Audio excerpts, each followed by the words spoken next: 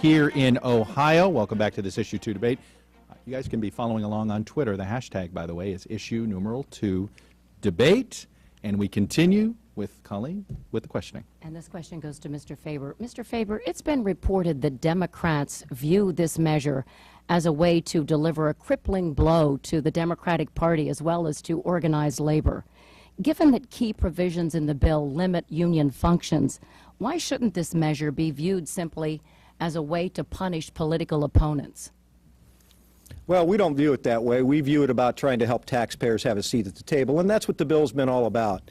And without some specificity, I'm not sure what you're referring to, but some people say that eliminating strikes is one of those issues that we should have not done. Well, the reality is Barack Obama had a Democrat-controlled Congress, and he didn't add the right to strike for any federal workers. The right to strike is not something that should be limited to government employees. There's a big difference between collective bargaining in the private sector, where you've got two sides negotiating over the profits, and collective bargaining in the government worker sector, where you've got two sides essentially negotiating over your tax dollars. And the right to hold up the services of the people in government is something that's already been eliminated in this state for safety forces for a number of years. And so from that perspective, the bill really doesn't make that many changes. But let me go back to the concept of what the bill was really all about. The concept is that Ohioans can no longer continue the tax more, spend more philosophy that has gotten us into this position. We had to have some reasonable reforms. And it's important that we give the taxpayers a seat at the table, not just the union bosses who are negotiating with government people that they may or may not have helped elect. And so from that perspective, putting the taxpayers at the table is what this is all about. And it's those reforms that the other side doesn't like very much. Mr. Eckert. You know, Keith, first of all, I take offense to referring to a full-time firefighter or a full-time policeman as a union boss. It was okay when you wanted the Fraternal Order of Police endorsement, and in fact your governor got it, and he is riding around a patrol car every single day. These nurses, firefighters, and teachers work for us every single day. They are not bosses. They are our public servants. Let's just get to the single point, too, raised by Cherie a second ago of merit pay. Merit pay has to be an important part of it, but we can't mess it up like New York did, which wasted $75 million by tying teachers' pay to the wrong incentives and, in fact, to the wrong tests. Now, as to the question of Governor Kasich and this piece of legislation, frankly, if Governor Kasich had stood to his promise of creating jobs, jobs being number one, we wouldn't be here today. What we have seen, though, is that a budget that continues to cut local government at the same time it gives more responsibilities to them without the monies to fulfill those responsibilities is just bad political and business activity. We've seen a governor now who's promised to sell the lottery, lease the turnpike, drill for oil under the Salt Fork State, National Park, lay off public employees. You know, frankly, Keith, when I look around, by the time you and John Kasich get finished, there'll be no one left to fire and nothing left to sell. Our government has to have the capacity to continue to work about building a future generation. Merit pay is an important part of licensing and certification so that we limit tenure and create teachers who can create with teachers and parents an opportunity to impact our children. Mr. Faber, you have 30 seconds. Congressman, I know you had 12 years in Washington and still working with Nancy Pelosi, but here's a big difference. In Ohio, we have to balance our budget. We can't run up unlimited deficits. And that's why this comes down to this simple question. In Ohio, where we have to balance our budgets, the money has to come from somewhere. And Ohioans are tapped out. We can't keep raising taxes. We can't keep spending more money. And so the question is this: are we going to balance our budgets? Are we going to have to lay off policemen and firefighters and teachers? Or are we going to do some reasonable reforms? And those reforms are an issue, too, that give the taxpayers a seat at the table. A couple quick follow-ups. Mr. Faber, why put the union dues in SB 5? Why not take that? Why not have taken that out and maybe taken some of the politics out of this? Well, the concept is this. We've got Ohio workers, particularly the younger union members, and that's one of the things that always surprises me. SB issue 2 is for the younger workers, who are the ones that the union leaders want to lay off every time there's tough financial times. Why should they be required to pay union dues to a union who's not doing them any services? Why should you require a member who has disagreements with what the union's doing politically with their money have to be a required member of the union to work for government? That's those questions that bring up fairness. And from this perspective, I've had members in my district call me and say, Keith, I don't want to be a member of the union, but if I want to work for government, I have to be. Mr. Eckert, we did the math. It was over 99% of union contributions in 2010 went to Democrats. Over 99%. Should it be a shock that Republicans are pretty unhappy with labor? As Should I you said- not have reached across the aisle a little bit with your donations? I don't make the donations, and it comes to a simple fact that our employees have a chance to vote and participate in open processes about those endorsements. In fact, the Fraternal Order of Police chose to endorse John Kasich this last time, simply predicated on the fact that they believed he remained committed, as Senators Voinovich and Governor Voinovich and Governor Taft, who I served with in the state legislature years ago, were also capable of doing for 16 years in our state legislature. It's not about politics, Chuck. It becomes a lot more about paybacks. All right. Sheree, you have the next question for Mr. Eckert. Mr. Eckert, I talked to a man this week who has worked for his employer. It's a local cable company for almost 7 years. And he said to me, look, I appreciate our firefighters and our police officers, and I have the utmost respect for my daughter's teachers. But why should they be basically guaranteed a job for life when I'm worried about mine next year? When we listen to Governor Kasich's education advisor, Sheree, who tells us that we can expect 50 students in each and every single one of your daughter's classrooms, you have to think back to the time when I was in school, when if you wanted to be heard, you just raised your hand. We're going to get to the point where you have to take a number. This is not about how we count students or count teachers. This is how we get to the results of the kinds of common tools that students need to succeed in a modern world. Standardized tests don't work. We tried pay to play. Pay to test is going to be even less successful. Now, when we take a look, Sheree, as you suggest, at what average workers find, what we discover is that the Bureau of Labor Standards and our own Department of Taxation, since 1986, has made it clear that public pay and private pay is only off, according to the U.S. Bureau of Standards, U.S. Bureau of Labor Statistics, by less than 28 cents an hour. So this falsehood that is perpetuated that somehow, Sheree, public workers and private workers are paid fundamentally different, and that public workers and private workers haven't given back. They have both given back. It has been hurtful to them both, and in fact, we are working hard at making sure that public employees continue to contribute through collective bargaining to balancing our budget. Mr. Faber. You know, it's interesting to answer your question, is that's exactly what this issue is all about. You know, he keeps talking about studies, and we can look at studies from all over the country that give you different numbers, and part of the reason is my wife, who's a statistician, will tell you it depends on how you run the numbers. But from this perspective, I'll give you numbers that are based on experience. You know, I had a constituent who called me and said, you know, in their government, Ohio government workplace, they were paying between $45 and $95 a month. You know what, for health care, you know what the average Ohio business person working in the private sector pays for their health care? It's $350 a month.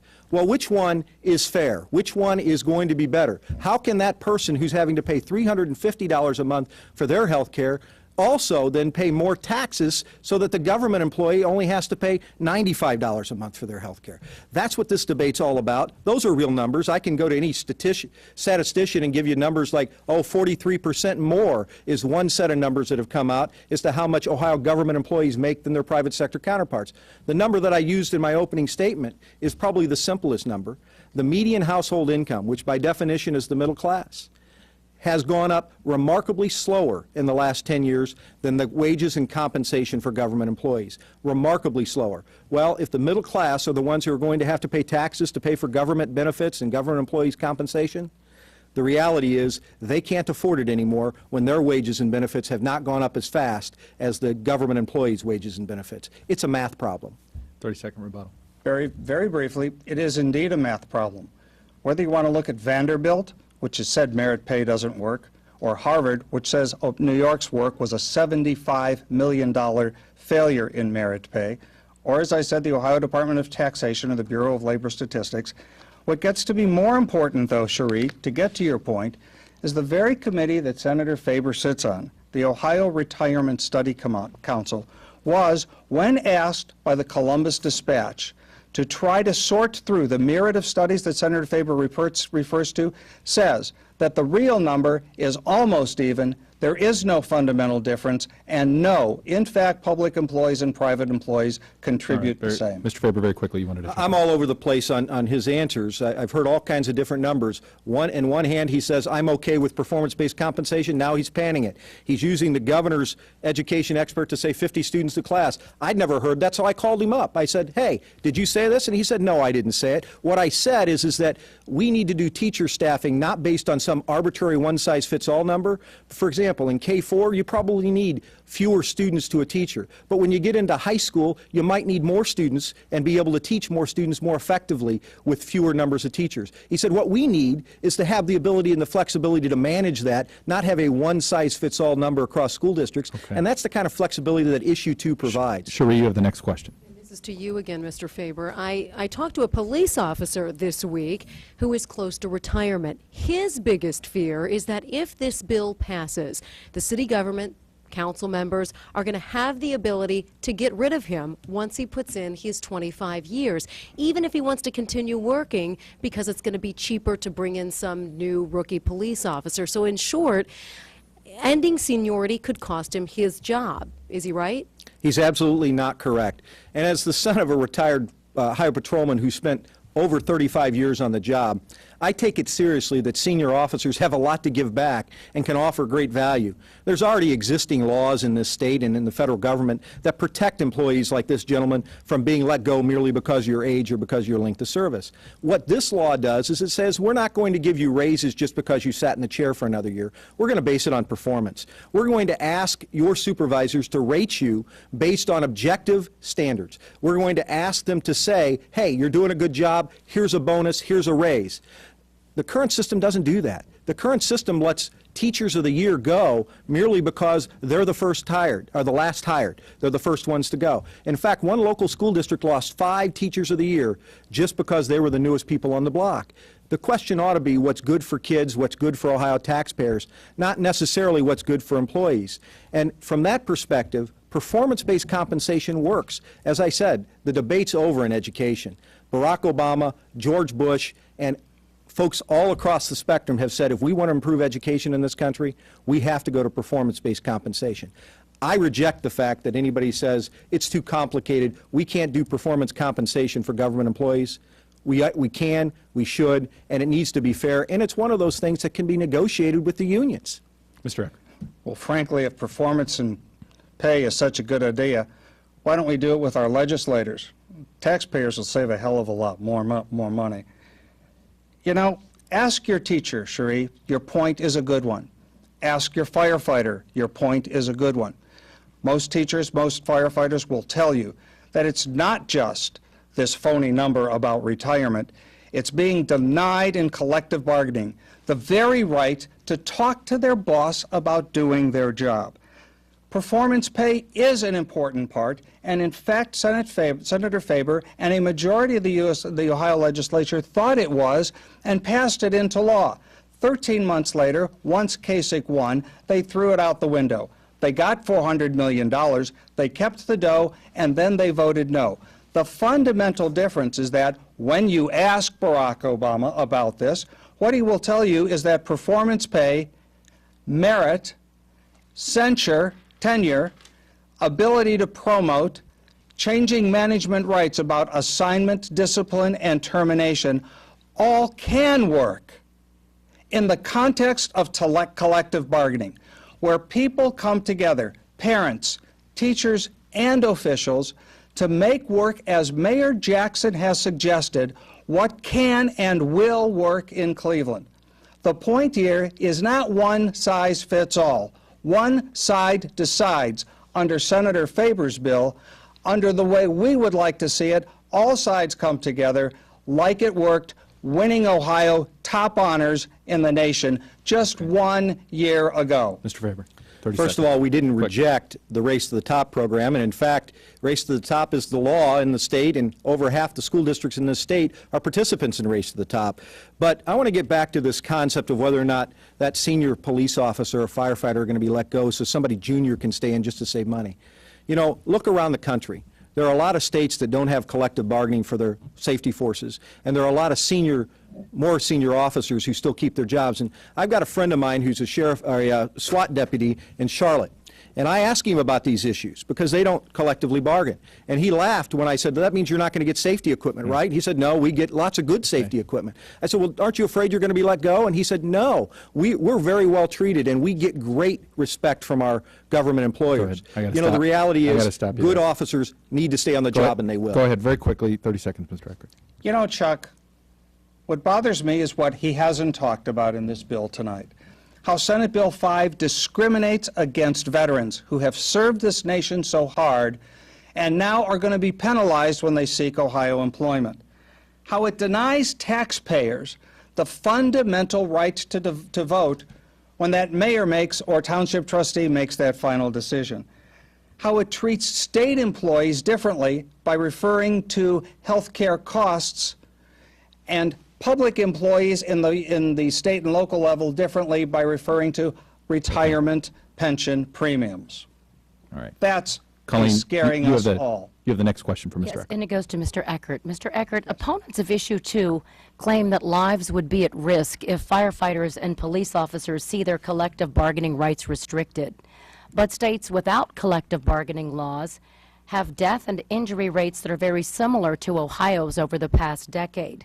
Why should we expect that safety would get worse here? The question of safety getting worse here is how, in fact, our trained professionals can work with the elected officials in increasingly smaller financial opportunities imposed by Governor Kasich and the legislature to deal with response times. Every state does it differently. In Cleveland, for example, a big issue erupted when the Cleveland Clinic chose, as Tom knows, to close a hospital, now forcing paramedic drivers to drive 20 miles longer. The city of Cleveland was kept out of that calculation, and that fundamentally changed how Cleveland citizens are treated in those very few critical moments. The essence of collective bargaining is it's the right of the employee to talk to his employer about his job. They know best how to do their job. And notwithstanding what other states may do, Ohio unfortunately has a winter season. Snowplows have to come out on Christmas Eve. What we do differently is allow the employees to help shape the result of the service to the citizens.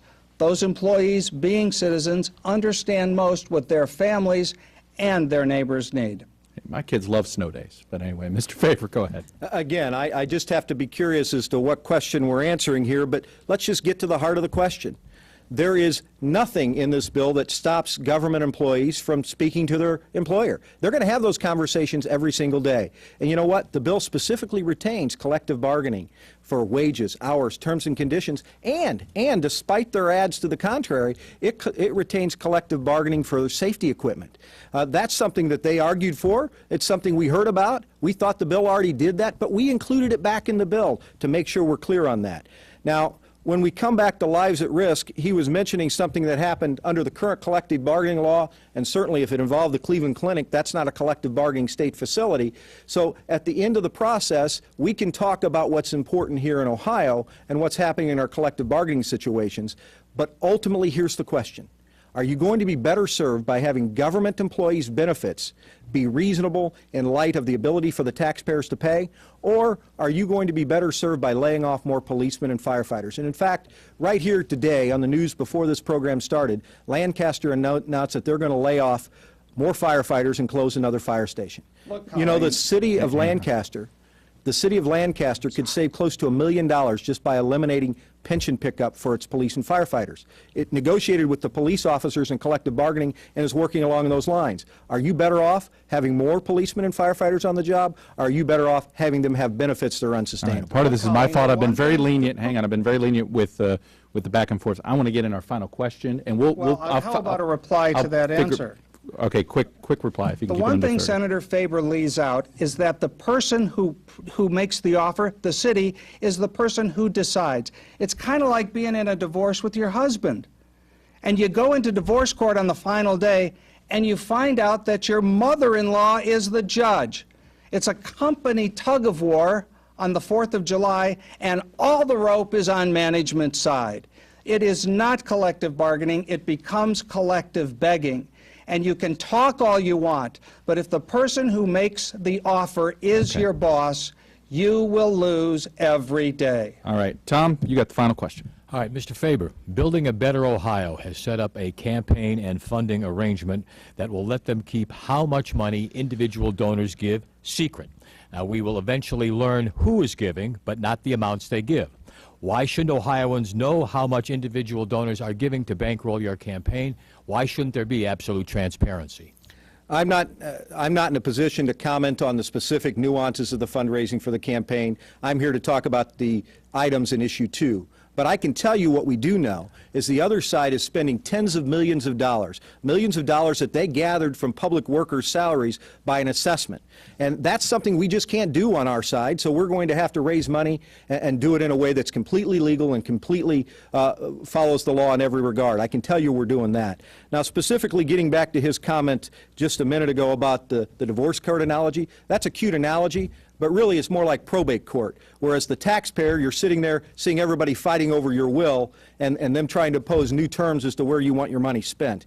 And from this perspective, it's a simple question, ladies and gentlemen. Do you want to keep doing what we've been doing that hasn't worked very well, or do you want to try something new? Do you want to try reasonable reforms that ask things like, is it reasonable for government workers to have health care benefits where they don't have to pay at least 15% of the cost? Is it reasonable for them to have lifetime guaranteed pensions and not have to pay 10% towards the cost of that? That's the changes we're talking about. Now, when we talk about negotiations in this bill, the reality is the bill allows the taxpayers a seat at the table, and ultimately, remember who management is? Management is us, ladies and gentlemen. It's about our money and the services we need, want, and desire. Mr. Rick. Well, simply put, ask Senator Grandel, now Judge Grandel in Geauga County, who said he would just as soon, Senator, flap his arms and fly across Lake Erie to Cuyahoga County than ever having a taxpayer vote as a result of a decision from this bill. Your idea of allowing the taxpayers a vote is a sham. Let's get to Tom's question about money. You're here to talk about the issues, but not about the campaign? Come on, ask Marlene Quinn.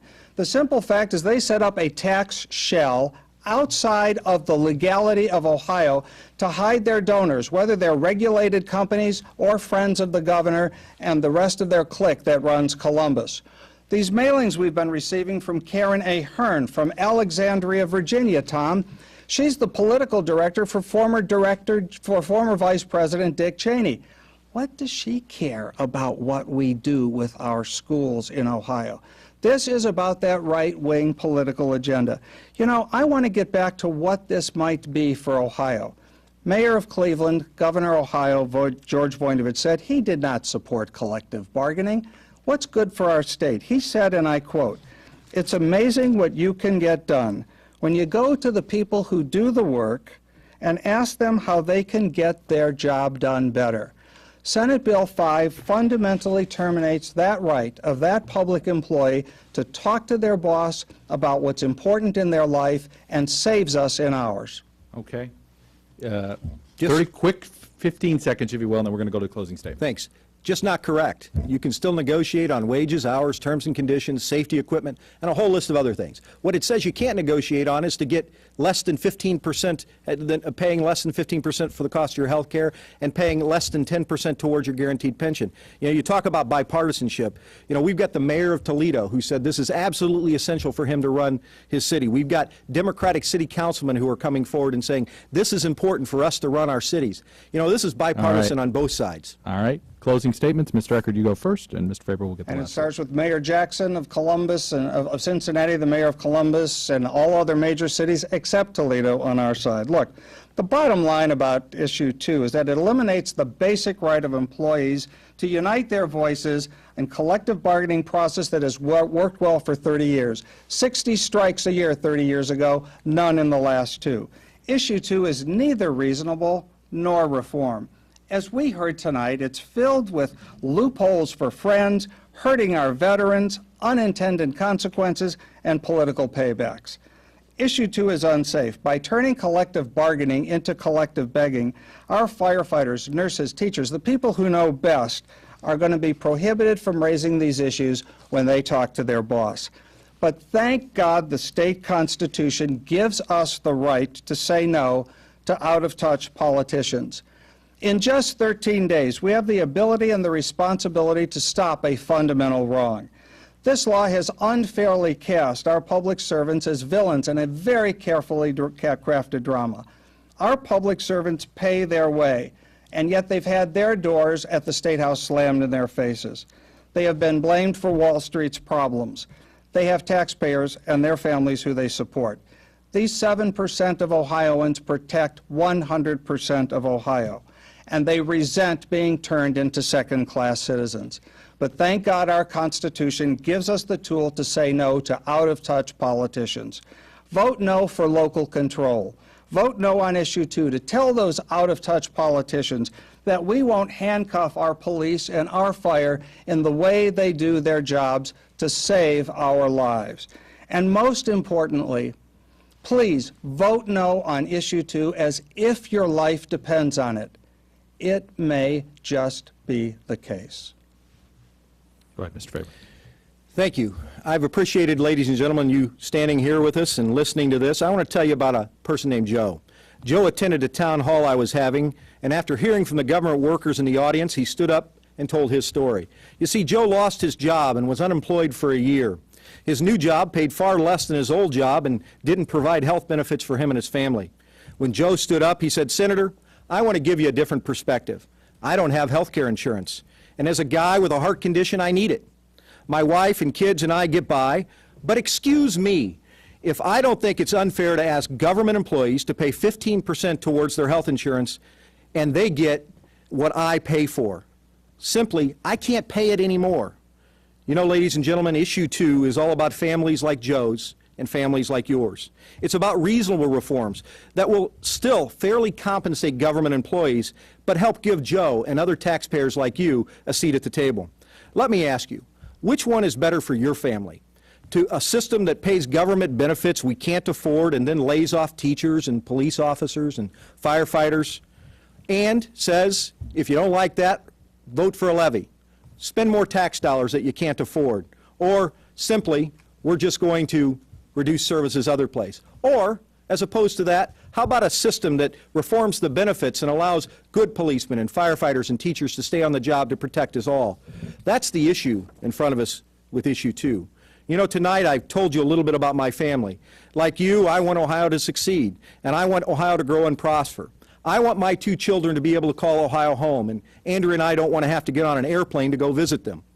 That won't be possible if we don't change the way Ohio does business. Just like I told you, in the remaining days of this campaign, the other side's going to make personal attacks.